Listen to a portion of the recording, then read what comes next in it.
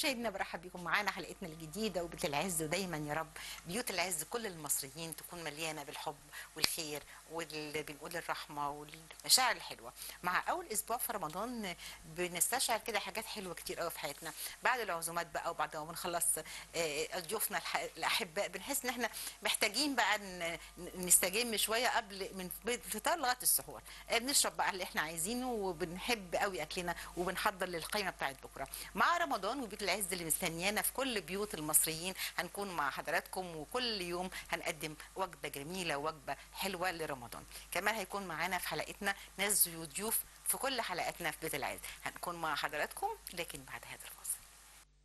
نرجع تاني مع حضراتكم ونقول لبيوت العز المستنيين بكل الفرحه وكل الحب. هنكون مع حضراتكم النهارده هنعمل ايه؟ احنا عايزين نقول بقى ان في شهر رمضان احنا بنعمل كل انواع المطابخ، المطبخ الفرنسي والمطبخ الخليجي والمطبخ المصري، لكن طبعا انا تحيزي للمطبخ المصري بكل تفاصيله الحلوه، لان في فرحه كده واحنا بنعمل اكلنا في رمضان. النهارده هنعمل ايه؟ هيكون معانا كمان نرمين رأفت الشيف، هتعمل لنا الحمام الكذاب طبعا، وبتقدم معاه رز بالخلطه وكشك وسلطه بتنجان وام علي الحلو بتاعنا.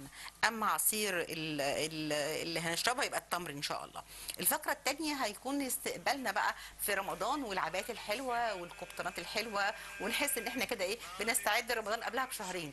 لبسنا وبيوتنا وستايرنا وسفرتنا ومطبخنا بيبقى قد ايه الفرحه حلوه. ومع مرور اول اسبوع في رمضان بنحس كمان انه خلاص الضيف الحلو العزيز قرب يمشي. هنكون مع حضراتكم مع ضيوفنا لكن بعد هذا عليكم بكل الخير والسعاده. بنكمل حلقتنا مع حضراتكم وبرنامجكم بيت العز، ويكون دايما مع حضراتكم بيت العز الجميل. احنا معانا مين؟ معانا الشيف نرمين رأفت. اهلا بيكي، صباح الخير. صباح الخير. وعامله ايه؟ والنهارده قيمتنا فيها ايه؟ قيمتنا جميله. طبعا بكل سنه وانتم طيبين، وانت طيبه، ويا رب دايما يا رب خير وسعاده يا على رب الجميع. يا رب دايما. النهارده عندنا اوراق الحمام الكذاب. احنا بنسميها حمام كذاب عشان بيبقى في الاخر نفس الهيئه بتاعت الحماميه. ومعانا كشك المصري بتاعنا الاصيل جميل. ومعانا في كشك الصعيدي بقى كمان. في كشك الصعيدي. انت فضلي انهي بقى؟ احنا نعمله احسن. دي قطع، ده طعم وده طعم. ده موضوع الكشك الصعيدي عباره عن نبته حاجات ناشفه وبننقعها في شوربه وكده وبنعمل لها زي التقليه يعني. فبيبقى ليها نكهه خالص غير الكشك بتاعنا. ده بقى السريع، ده اللي لو احنا عايزين ايه، لو احنا مش لاقيين عند العطار الكشك اللي هو الصعيدي نجيب ده شبه شويه الكشك اللي هو الالمازيه اللي احنا بنحط فيه فراخ وعين جمل. بس ده شويه مش شبهنا، ده يعني اتراكي شويه مش تبعنا. لسه بقول في التقديم احنا عملنا بنعمل في رمضان كل المطابخ. كل الستات يعني بنبدع في رمضان. دي حقيقه فعلا، طول شهر رمضان بيحبوا نبدع. اتفضل. نبتدي نقول بسم الله. احنا مسخنين حاجتنا كده قبل البرنامج. طيب بتاعنا بصي حضرتك هو مخلي خالص. طبعا هو مغسول ومنقوع. وانا مصفياه خالص. وكمان الحمام الكداب عباره عن الاوراق بنجيبها من الفراخ بس بيبقى حجمها كبير شويه عشان تدخل فيها الرز او الفريك. وبحافظ دايما على انت هنحشي النهارده رز ولا فريك؟ لا رز. رز اوكي. اصل في ناس بتحبها بالفريك، مش كل الناس بتحبها. فاحنا هنعمل الحاجه اللي هي تبقى تحت ذوق الجميع، اللي هي المنتشره البابليك. اوكي. احنا كمان غاده كاتبه لنا بقى معلومات في بيت العز حلوه قوي طبعا، واحنا عارفينها ودايما بنقولها بقى ليه كتير عشان بناكد ان كل حاجه طبعا ليها فايده وجمال يعني. احنا معانا كمان فوائد الدجاج واللبن وفوائد الليمون وفوائد الباذنجان اللي هو عاملينه سلطه النهارده في قائمه رمضان. ايه بقى؟ احنا كده نشفنا زي ما قلنا ونقعاه وكل حاجه. هنا عندنا خلطه بقى ظريفه جدا فيها بصلايه وطيايه، كله مبشور مش متقطع عشان ينزل ميته. وعليها ملح وفلفل. بنضربهم كلهم في الكباب مع بعض، صح؟ او بالمبشره الخفيفه بتاعتنا. انا هاخد كده الجزء بنتبل اهو. هتبلها من جوه بهارات كويس.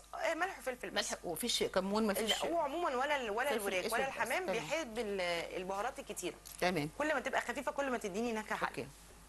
احنا سايبين حاجه على النار. لسه كنت هقول لك عشان اسخنها قوي. سايبين حاجه على النار اهي. هديها بقى معلقه سمنه بلدي كده حلوه. ده سر النكهه بتاعت الحمام. وهبهرها كده بشويه سكر بسيط. سكر؟ اوكي. هتديني لون عشان الرز. هتديني لون حلو كده. يبقى احنا ضفنا معلش عشان بس احنا صايمين بقى، قولي لي تاني عشان ما ننساش حاجه من المقادير. سخنا الوك بتاعنا جدا. حطينا فيه زيت ذره وحطينا فيه معلقه زيت ذره ومعلقه سمنه بلدي او سمنه عاديه او من غير سمنه خالص. وحطينا حبه سكر. تمام كده.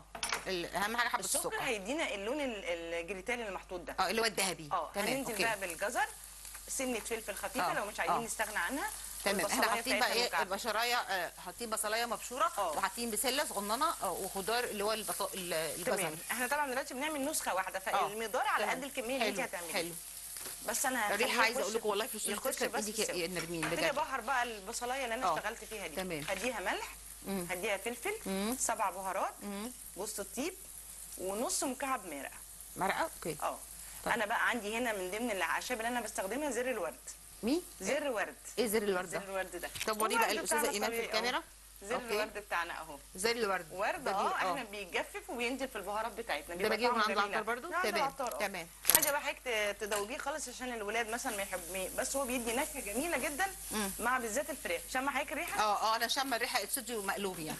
طب تعالوا بقى ناخد المعلومات الحلوه اللي كاتباها لنا زميلتنا غدا النهارده عن الدجاج. طبعا الدجاج وبيعتبر طبعا مصدر مهم جدا للفيتامينات، وفيتامين د اللي بيساعد على امتصاص الكالسيوم وتقويه العظام، وفيتامين اي اللي بيساعد على تقويه البصر، واللي في فيتامين بي الضروريه للانسان من خلايا جسمه، بيساهم ايضا في ارتفاع الصوديوم، اللحوم فيها صوديوم كمان وبوتاسيوم، وبيساعدوا على تحقيق التوازن بين سوائل الجسم. وكمان من فوائد الدجاج ايضا انه بيظبط مستويات ضغط الدم ومضاد للسرطان ويقلل من الوزن. ده بالنسبه للفراخ. وطبعا الفراخ اللحوم البيضاء عامه هي لحوم حلوه جدا، الاسماك البيضاء، الدجاج الابيض، كله ده مهم جدا. نرجع بقى للشيف نرمين، عملنا ايه؟ احنا كده بقى مقطعين كبدايه ونصايه، هنزلها على البصل بتاعي. تاني بقى قولي لنا عملنا ايه من الاول. عملنا معلقه زيت ذره مع معلقه زبده او سمنه مع حبه سكر. تمام. السكر ليه؟ السكر مش هيسكر الاكل، لكن هو هيديله طعم جميل ويديله الحرمشه بتاعت وبعدين قطعنا الكبده والقناصه كبد وقوانص في ايه، في نفس المكان اللي احنا حاطين فيه الحاجات دي كلها، كل الاطعمه اللي احنا حاطينها. تمام. انا بقى عشان احط كميه الرز هتبقى بكف ايدي، يعني هنزل شويه رز كده في كف ايدي كده بالظبط وانزله ومش هحط اكتر من كده. ده رز عادي مصري صح؟ ده رز عادي مصري بتاعي. تمام. هقلبه كده. احنا اهو انتوا واخدين بالكم احنا عملنا يعني حاجات مهمه جدا. حطينا الرز وبنحمره من غير غسيل. لازم احمره ولا غسل؟ لا ده آلي، فما ما بيقعدش تغسيل غسله تاني، يعني هو بيتغسل مره واحده وبيتعبى. اسمه معبي آليا. تمام. اوكي. لكن لو انا جايباه طبعا من عند العطار لا يعني بغسله كله مكيس ونشفه واسيبه بره. حطينا احنا الرز بتاعنا في الحاجات اللي احنا عملناها. تمام. حلو خدت بقى الاطعمه بتاعتها حلوه قوي. اديها بقى البهارات بتاعه الرز. انا اديت الاول بهارات البصلايه، نفس البهارات اللي انا حطيتها 7 بهارات. زر الورد. طيب تعالوا بقى ناخد المقادير دلوقتي مع حضراتكم. تنزل لنا المقادير اللي احنا عملنا بيها دلوقتي حالا على الشاشه مع مخرجاتنا العزيزات. اتفضلوا. اهي المقادير. حمام الكداب ايه بقى؟ وراك فراخ مخليه، كبد وقوانص مقطعه، كوب ارز مصري، بصل مكعبات، ملح، فلفل، 7 بهارات، مكعب زبده. بس في البهارات اللي قلتي عليها اللي ما كتبتش. زر الورد. ايه زر الورد؟ زر الورد اول مره اسمع عنها. هو اضافه حلوه بتدي نكهه جميله. طعمها يجربوها يعني لطيف كده ولا جدا. هو اصلا بيدوب مع الشوربه. اصل في اولادنا مش بيحبوا حاجات كده في رمضان. مش في البهارات زي القرنفل. انا طبعا مسخنه الشوربه. بصي حضرتك دي الشوربه اللي احنا مسخنينها هبتدي اسقيها. طبعا انا هسوي الرز اللي عندي والكبده والقوانص نص تسويه، لان الوراك الحمام هتستوي عن طريق حاجتين، يا اما في الفرن يا اما عن طريق ان انا اسلقها عادي زي الحمام العادي عادي جدا اللي احنا بنعمله رز. تمام. اديها من تحتيها شرايح بصل وطماطم واحطها في الفرن. طب القناصه انا لسه تعاليتي على القوانص وانا مقطعاها صغننه. لسه هقول لك مش هي كنا حاطين القناصه الاول عشان بتستوي بعد فتره؟ لا. والكبد بسرعه بتستوي ولا ايه؟ هو هيستوي على مرحلتين، مرحله اهي ومرحله في الفرن او في السليق او في هي تستوي في السلق. يعني سواء احنا يعني انا هسلق واحمر في البوتاجاز او هحمر على النار بزبده. تمام كده. تمام. طيب بس كده احنا خلصنا الحمام الكده. هيخرج منه الرز يستوي. هنبتدي نلف بيه الحماميه ونحشيها ونلفها. احنا مع بعض كده عقبال بس ما الرز يتشرب شويه. بس يتشرب بس الرز نص تشريبه زي الحمام بالظبط اللي بنحشيه. هنعمل نص تشريبه كده وبعدين نبدا تاني. ممكن يشتغل معانا في الايه؟ في الكشك. تمام. الكشك تشتغل الكشك. طب عقبالنا الرز بتاع الحمام الكداب ياخد كده يعني ايه تسبيكه كده او حاجه او يستوي سنه. هنعمل الكشك اللي هو العادي بتاعنا اللي هو ده اختراع بتاع الشيف نرمين. لا والله هو موجود. يعني انا اعرف الكشك الصعيدي، اعرف كشك الزبادي، بتقول لي لا هو ده مختلف. ايه بقى هنعمل ايه بقى؟ قولي لحضرتك احنا هنعمل برضو احنا ده عاملينه شوربه هي موجوده متبهره. اهي شوربه اهي بس وريها جميله المصوره اهي شوربه عاديه خالص بنرميها. ده بقى رز. ده رز مسلوق. ده رز مش مسلوق، مستوي جوه الشوربه. تمام. هحط بقى الكميه اللي انا هاخدها، هعمل مثلا قالب واحد، كب واحد بس. تمام. هحط مثلا اهو معلقتين رز، معلقه رز مسلوق قوي في شوربه. هكمله كله عشان يكفي معايا. مقاديرنا هي نازله على الشاشه حالا. ده بقى الطبق ده يعني عايزه اقول لك رمضاني رمضاني، وبصي اللي هو الكشك ده والالمظيه روايح بقى اللي هي أيوة. اللي احنا بنعملها قبل ربع ساعه بتاعت الفطار بالظبط، دي. ده في ثواني بيتعمل حلو دي قوي. حقيقة ده فعلا. ده حطينا رز هنا، رز مسلوق قوي، وحطينا فيه شوربه اهو، وحطيناهم مع بعض يغلوا. واحلى حاجه فيه ان هو ما يتحطش ويتركن، لا هو حلاوته انه يتاكل اللي هو سخن. بقول لك قبل المغرب ب 10 دقائق ينزل على النار يتاكل سريع على يعني. طول. حلو قوي. تمام. هو في العادي انا الرز بتاعي انا اوريدي ممكن اسويه جوه الشوربه او اسويه من بره وارجع احط زي ما انا عملت مع الشوربه تمام. عشان ياخد نفس نكهه الشوربه. تمام. هحط بقى ايه تاني هنعمله؟ ربع كوبايه لبن، مش هكتر يعني. ربع كوبايه لبن كمان على الشوربه. تمام. هنحط بقى ملح وفلفل المقادير مع حضراتكم. كشك البصل اهو المحمر، كوب لبن، كوب لبن، كوب مرقه، 7 معلقه دقيق، بصل مقطع، زبده وملح وفلفل اسود. تمام. البصل دوت اللي هو ده حضرتك بتقطع اللي احنا محمرينه زي بتاع الكشري كده. زبده كده ايوه براحتك، عايزاه بقى شرايح، جوانح، مكعبات زي ما دول احنا عايزين. معلقتين دي يا جماعه، مش 7 دي معلقتين. هنا 7 ولا ايه؟ صح. انا هقفل، خدوا بالكم انا هقفل كده على الايه الرز بتاع الحمام. قعد بالظبط يعني بالتوقيت كده بتاعنا، قعد 5 دقائق او 6 دقائق على النار كده. خلاص استوى كده الشوربه بقى بتاعتنا هنبتدي ننزل فيها بقى. دي احنا بنسميها خميره الكشك. اللي هو عشان فيها دقيق اهو، لبن دقيق ولبن. طب ليه بتصفيها يا نون؟ عشان ما يبقاش فيها الدقيق مكلكع معايا. طب ما هو مش هيكلكع، ما انت ضرباه باللبن. لا لو نزلته بسرعه مره واحده والشوربه سخنه يكلكع معايا. طب اهي دي تفصيله حلوه ومهمه. بصوا بقى هنقلب بقى الصفحه ولا ايه؟ هنحط نشا او حاجه؟ لا مفيش نشا، دقيق بس. هو دقيق. معلقتين دقيق مع اللبن. انا بطبخه. النشا مش عامل مكثف اكتر من هو بيقرمش، لكن مش مكثف معايا في لا مش عايزين طري كده مع العيش المحمر. بصي حضرتك هو هي عشان كده احنا بنسميها خميره. بس بصي حضرتك خلاص هو استوى وتقل وبقى 100 100. انا فاكره الخميره بتاعتنا لا انت عامله له هي اسمها خميره الكشك، عشان كده بيسموها خميره الكشك.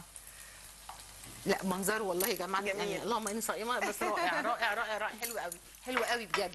منظره حلو جدا. انا ممكن اديله وريحته حلوه طبعا. هنحط ملح وفلفل مش هكتر طبعا عشان لونه الحلو ده ما يروحش مني. وخلاص على كده لو ما عنديش شوربه ممكن اعمل بمرقه دجاج عادي. ممكن طبعا. يعني احنا بنقول ده صنف سريع للسيدات اللي بتعمل شويه بصل كده بسيط من جوه. جوه الطبخه اللي احنا عاملينها بتاعت الكشك دي. تمام. هنقلب بقى عشان ما يكلكعش. طبعا احنا استخدمنا اللبن دلوقتي في الكشك. هنقول بقى فوائد اللبن. طبعا كل مصر عارفه فوائد اللبن.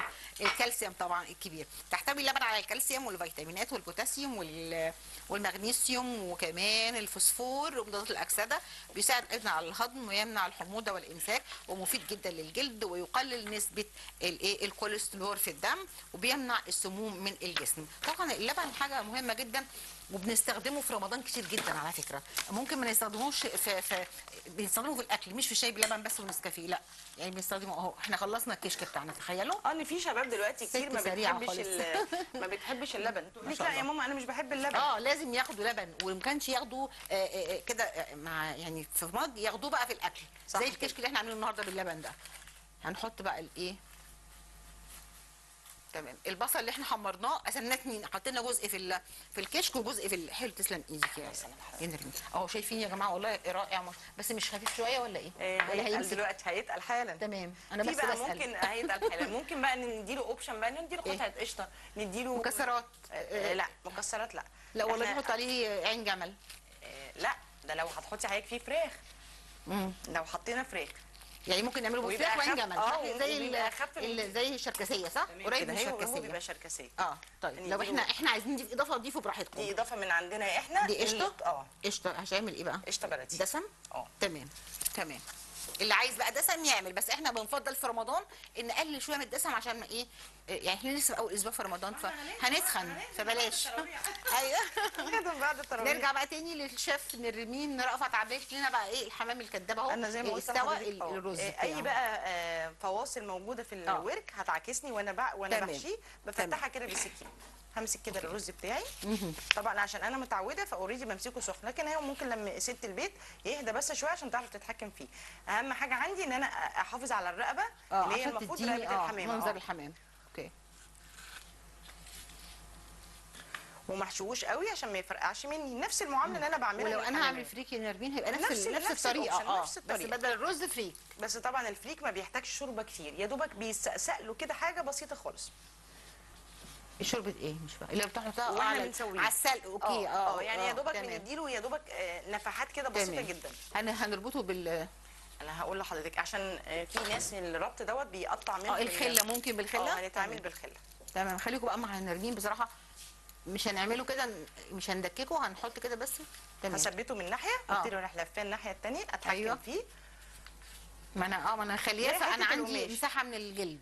زي حته القماشه كده بالظبط. ابتدي بفصلها واضغطها من كل النواحي بتاعتي عشان ما اديش فرصه للشوربه انها تثبت لي الرزايه بتاعتي. حلو قوي. احنا مقدمين في قائمه النهارده معاكم كمان بتنجان محمر، وبيبقى جميل طعمه المحمر اكتر من المسلوق على فكره. يعني بقول لكم والله نصيحه، لان المسلوق ما بيبقاش حلو طعمه، انما البتنجان المحمر ده حلو قوي، بيفتح النفس. بنعمله مع الباميه وبنعمله كمان مع ايه، مع النهارده في قائمتنا. حلو قوي، تسلم ايدك. طبعا بتنجان احنا مش عايزين مقادير واحنا عارفينه. احنا عارفينه، هو سهل. احنا عارفينه. ايوه انا بس انا هقول المقادير بتاعه الخلطه بتاعتي اللي هي بتاعه الحشوه، صح؟ ماشي. الحلو بتاعنا ام علي، والعصير ايه؟ تمام كده، عصير تمر. عصير تمر. انا خدت كده احنا خدنا ايه بقى؟ احنا بعد ما يعني ايه غلفنا الفويل ده صحي قابل للاستخدام على النار عادي. ايه ده؟ استني، احنا دبسنا كل الورك بتاعنا وبنلفه زي ما انتم شايفين كده مع الشيف. هضغط كده اهو. بصوا بقى من كل ناحيه واضغطها من الناحيه الثانيه. ما نحطوش كده على طول، لازم نلفه. تمام. عشان بس ونحط يعني بقى ميه سخنه، صح؟ ميه سخنه. لا، ميه سخنه عادي، شوربه عاديه جدا انا بتعامل فيها كاني بسلق عادي. ممكن بنفس الطريقه دي وبعد نص ساعه اروح فاتحه عليه على الجريل من فوق او الشوايه تتحمر. يعني شيف نرمين بتقول لكم ممكن تسلقوه في ميه عاديه وتعملوا بيها شوربه لو انتوا عايزين، وممكن تحطوه كده بالفايل في الفرن، صح كده؟ صح كده. يستوي من غير سليق. تحتيه بس بصل وطماطم عشان يديني نفس الطعم الحلو. تسلم ايدك. هنعمل ايه تاني؟ بتنجان بقى هنقول فوائد بس لما البتنجان سهل قوي. هنعمل بقى البتنجان، صح؟ البتنجان سهل جدا. طيب احنا البتنجان هناخد مع حضراتكم الحشوه طبعا بتاعت الشيف نرمين، لكن بعد هذا الفاصل. طب يعني احنا في الفصل سالتها سؤال، الفويل ده غلط مع الحراره سواء في الفرن او في الميه السخنه، فقالت لي لا عادي، هو ده معالج. في انواع يعني معينه، انا اشتري حاجه معالجه. طبعا في انواع معينه معالجه للبيئه، معالج، مش بتعامل اي حاجه ولا بتنزل اكسده جوه الميه. تمام. الحشو ايه بقى؟ الحشوه بتاعتنا بقى جميله قوي. قولي لنا بقى سرها ايه؟ في الكبه بتاعتنا هنحط ليمونيه متقطعه مكعبات صغيره بقشرها. وهنحط قرن فلفل اخضر. طبعا الليمون ده مهم قوي طبعا. وهنحط خل وهنحط توم وكزبره وكمون. كزبره خضراء؟ لا، كزبره ناشفه اللي بتاعت الملوخيه. والله كزبره وكمون. انا ممكن اشمم حضرتك كده بس طعمها. لا انا بتكلم عن احنا صايمين طبعا. هي التوم طبعا رهيب، انما الكزبره عادي بتتحط كده. هي انا ده طب دي معلومه برضو جديده وحلوه في رمضان. الكزبره على فكره بتنزل في السكر جدا بيقولوا. انا بحاول بقدر الامكان بتعامل بالبهارات باللي يفيدني مش اللي يضرني. حلو ومش بالزياده. البتنجانيه طبعا عندي مقليه، انا مش بسلق، انا بقليه. ايوه احسن. انا كده بقول كده ما بحبش المسلوق ده خالص. وابتدي احشي، اخد كميه كده على كف ايدي. ايوه. واحط في الناحيتين، وما كترش قوي عشان طبعا بيعمل حرقان على الصدر. زيادته مش قليله.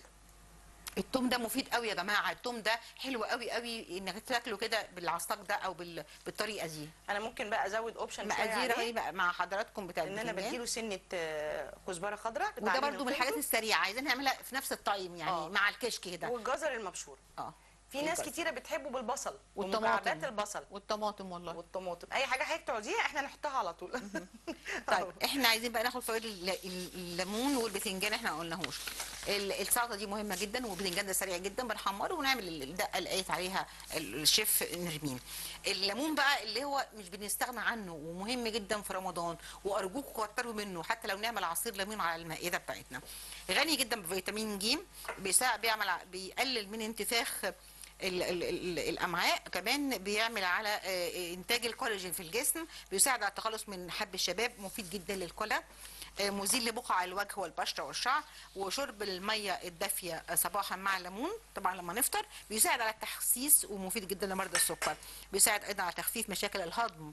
وطبعا ملحوظه عند وضع الليمون على الجلد، يجب عدم التعرض للشمس لانه بيزيد من حروق الشمس. يعني انا وانا في البلاج او كده او في المصيف ما احطش ده وانزل اخرج بيه، غلط مع الشمس. طب احنا نرجع تاني للشيف نرمين، عملنا ايه نرمين؟ اتفضلي. ما عملتش حاجه انا كده بس خلاص خلصت البتنجان بتنجان بتاعي اهو حشينه. ممكن تحطي بدل الجزر طماطم زي ما انتوا عايزين، اي لون حلو يعني كده. عملنا دي سبيشال كده على ذوق الاستاذه بتاعتنا، لكن احنا هنا مش حاطين ولا بصل ولا جزر ولا حاجه. احنا عندنا بقى فوائد سلطه البتنجان كاتباها لنا غاده اخيرا، دي اخر معلومه. مصدر غني من مضادات الاكسده، بيعزز صحه القلب، بيقلل من الكوليسترول في الدم، بيساعد على انقاص الوزن وينظم السكر في الدم، ويعزز الجهاز المناعي ويحسن الهضم ويحافظ على صحه البشره ونضارتها ومقاوم للسرطان.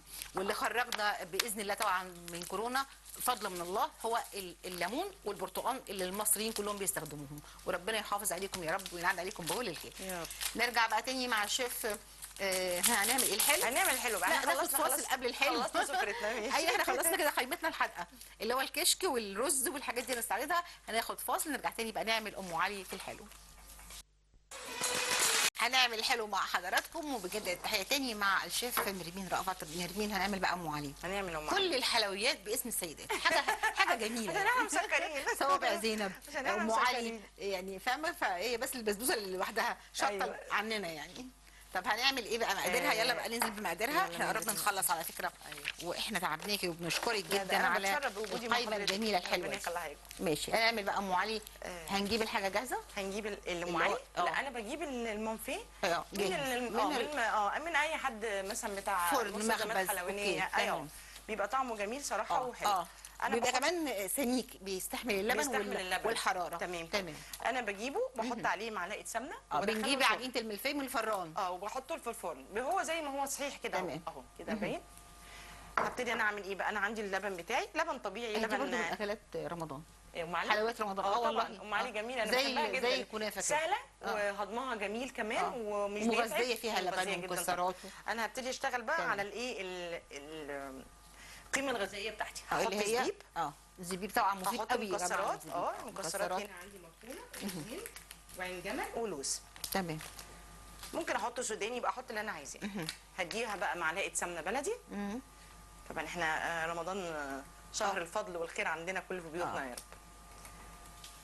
لا وطعم السمنه البلدي بتاعنا مختلف يا جماعه والله طبعا. يعني الا المصريين في السمنه البلدي وجمالها طبعا. وبنستعد احنا في رمضان بالسمنه البلدي وكل منتجاتنا والالبان وبنجيب اللي احنا عايزينه كله بصراحه. ممكن اسكر اللبن بتاعي بحاجتين، يا اما عسل ابيض لو انا عايز، يعني ممكن مثلا مرضى السكر ياكلوا مثلا طبق زي ده. هحط عليه معلقه عسل ابيض واحده بس. عسل ابيض وكوبايه لبن صح؟ وكوبايه لبن بس انا اديته قيمه غذائيه وفي نفس الوقت ما حرمتوش من الحلو. بس مجرد اللبن طبعا دافي، مجرد ما السكر داب هبتدي انزل على الام علي. هي سهله وحتى الولاد الصغيرين ممكن يقدروا يعملوها. وخفيفه كده في رمضان. بس هضيف بقى من عندي معلقه القشطه اللي هتديها الوش الجميل. ايوه والنكهه والطعم. كل ما اديتها حاجات كل ما اديتني قيمه اعلى وتستعيل. انا افضل تبقى في البرامج الفخار ده اكتر من هنا، اكتر من هم دول بيبقوا سهلين لو اشخاص سريعه كتير. تيك اواي يعني هينزلوا هياخدوا مثلا حاجه معاهم في العربيه. هي عاملاه في الورق الفويل اللي هو الباقه الصغيره. بس انا طبعا افضله البرام بيبقى اطعم وبيستوي حلو وطعمه حلو جدا. صح كده. هو كده يا ام علي. خلاص تحط في الفرن قد ايه؟ هي بتاخد مثلا تقريبا من 7 8 دقايق. هي بتحتاج وش بس يعني مش شرط يبقى اللبن برضه دي سريعه صح؟ مش شرط تشرب اللبن، احنا بنبقى عايزين انها تبقى جوسي يعني نكسر الوش بتاعها تلاقي اللبن من جوه. تمام. احنا بقى عندنا طبعا تعالي بقى استعرضي معانا ونشكرك ميرسي يا نرمين، تعبناكي معانا جدا حلوه قوي عشان تلحقي تفطري بقى. يلا اتفضلي. تسلم ايدك. الله يخليك. دي 8 دقائق زي ما عملنا الكشك كده في 5 دقائق، دي كمان 8 دقائق. بصوا عايزه بس حضراتكم تشوفوا اللبن عامل ازاي. بصوا كده تمام. ناخد بقى مقاديرها بسرعه. اتفضلوا مقاديرها. قولي بقى انت. استخدام المنفيه، كميه المنفيه على حسب هعمل طاجن 2 3 براحتي. انا ممكن اضيف حاجه من عندي اللبن المكثف، ما احليش بلبن يعني ما اخدش لبن الطبيعي. عندي انا مثلا لبن مكثف ابتدي انزل هو مسكر بكله يعني هو مش هحط بقى سكر. معلقتين سكر بودر ومعلقتين لبن بودر ومعلقتين سكر بودر بنضربهم كلهم ومعلقه سمنه. طيب استعرضي معانا الشيف نرمين عشان نشكرك ونقول المعلومه بتاعتنا. طبعا بقيه الرز اللي كان موجود عندنا سويناه. انا عايزه بس اوريهم فلفله الرز. وريهم استاذه ايمان هاني.